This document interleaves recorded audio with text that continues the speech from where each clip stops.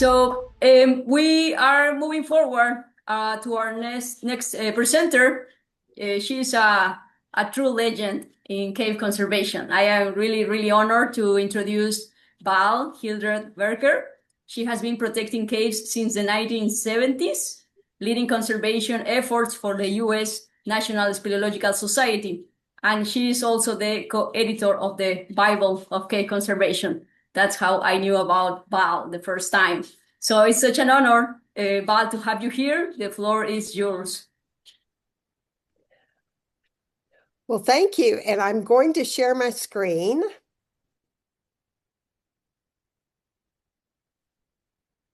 There. How are we doing? Great. Good. Thank you. And then if I can get that little thing to the side, great. Okay. Thank you, Anna, for that glowing introduction. Goodness. And thank you all for being here today. It's such a pleasure to be working with all of you across the world in international cave and karst conservation. Today, we're going to talk about the USA Cave Animal of the World of the Year, the USA Cave Animal of the Year, and how we got it started and developed the program. Okay, are my slides working? Yes. No, we're still in the first. Yes, I see that.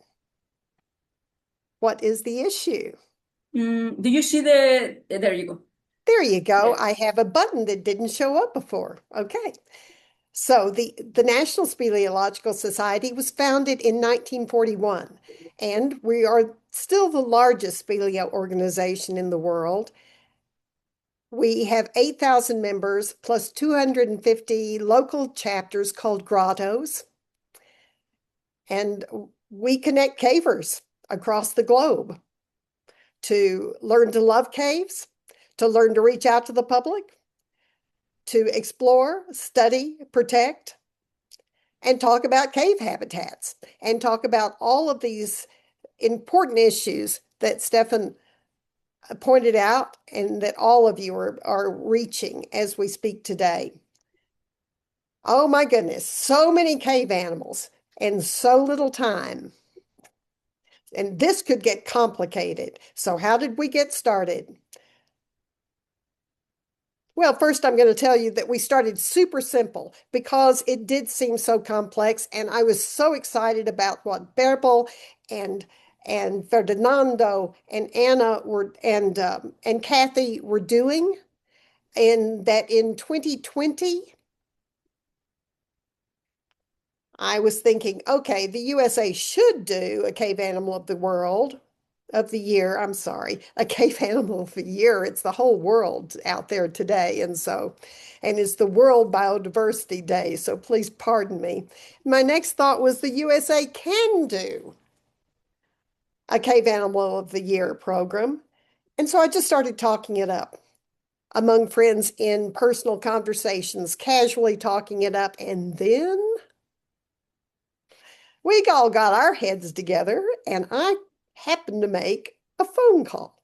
It was a very well-determined phone call because it turned out to be Gretchen Baker, who was the right person at the right moment, with all of these beautiful adjectives along the side of the screen that describe her. She's a busy person, and busy people get things done, and she instantly connected with the program, with the concept. So we started very simply with my intent and then Gretchen's vision, and she took it and ran from there. The first year, we had the Great Basin Cave pseudoscorpion. And now, why this animal? Why did Gretchen choose this animal? And she basically did that on her own because it was simple, it was doable. We had the conversation in January. By April 1st, she launched the program. She had the data, and the photos were readily available for her because she is the cave specialist at Great Basin National Park. And this is a very special cave animal that they had discovered recently. Okay. Okay. So we launched a website. Launched a website page on the NSS website. We had an article in the NSS News Conservation issue, which is available for free download on our website at caves.org/conservation, and a Facebook page. Gretchen started all of this the first year, and we still do all of these things every year. By 2021, she expanded the team a little bit and added a resource team. So now we have a team of 3 to 5 people working on it.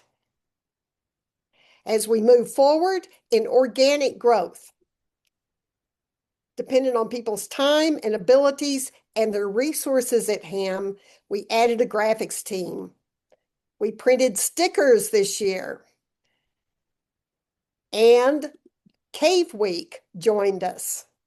Cave Week is sponsored by the National Cave and Karst Research Institute. It is held from July 1 through 7 every year. There are great resources online at this address for any kind of outreach you're doing throughout the year. It is scheduled in conjunction with the National Cave and Subterranean Realms Day, that especially show caves observe on June 6th. Annual event. The Cave Week information stays online all the time, all year round. In 2023, by this time, we have an organic, dynamic, smooth flow, clear expectations, and you notice this cave sticker looks a little different, because that particular animal was really difficult to draw and then put on a background and make it show up. I think he did a great job. The team did a great job of figuring out solutions for that. The next year, from year to year, we are staying very flexible, and now it's grown to 11 team members. The cavefish drawings weren't working out, and somebody suggested, let's try the photo in there, and it worked out well. So remaining flexible in the whole process. So we don't have a lot of rules and regulations. We make happen what we can make happen from year to year. And then our favorite cave sticker to date came along with the cave shrimp in 2025. And now we move into 2026, and we've got slimy salamanders. And how much fun is that to say? This was the first time we had a larger group vote on the Cave Animal of the Year at the National Cave and Karst Management Symposium, an biannual event in the U.S. We do it every 2 years, and 30 cavers met to vote after we did presentations and promos on the Cave Animal of the Year. So the interest is growing. We're transitioning to a new team lead in 2026. We're growing organic partnerships.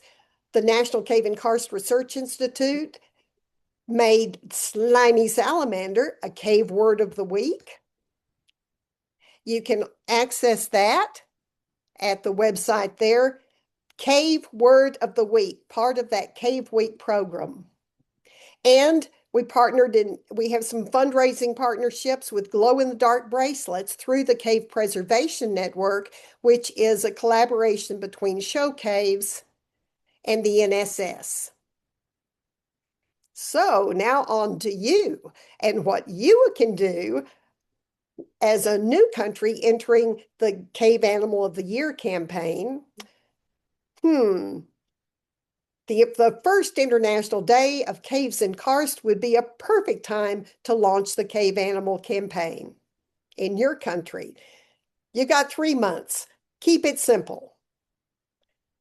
Gretchen did it in 3 months, from January to April, that first year. Plan to launch your Cave Animal of the Year campaign on September 13th. This is the UNESCO International Day to promote understanding and protection of caves in karst. You can find more information at dayofcaves.org. September 13th, the magic date. Think about combining the two events and launching a cave animal that year, that day, or in that time frame of September of 2026. A little bit on NSS Conservation and Science Division. We have resources online available for downloads, for you to use, in any way you choose. Well, pretty much. caves.org/conservation. These are downloadable brochures. You can use them. You can show them on the screen. You can print them as handouts, again, for people to tap into and use.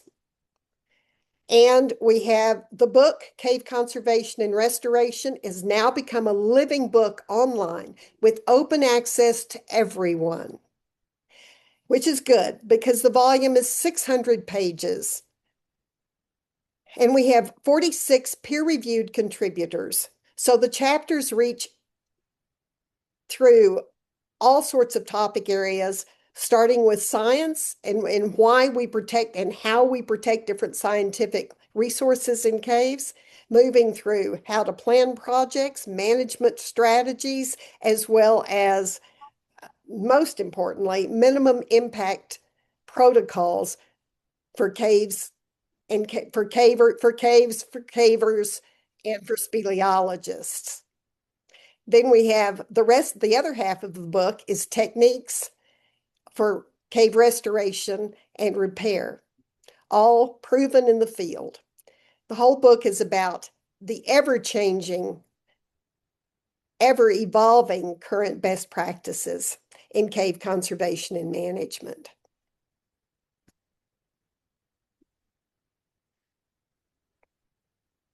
And there's that website address again. caves.org/conservation will get you to all of those places.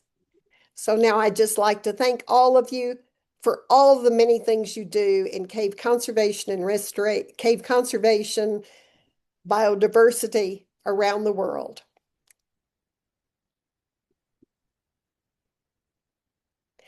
And after Ferdinando's talk, we'll move into some questions. So we suggest that you jot any that you might have, jot them down, and we'll talk about things or put things online when we get there.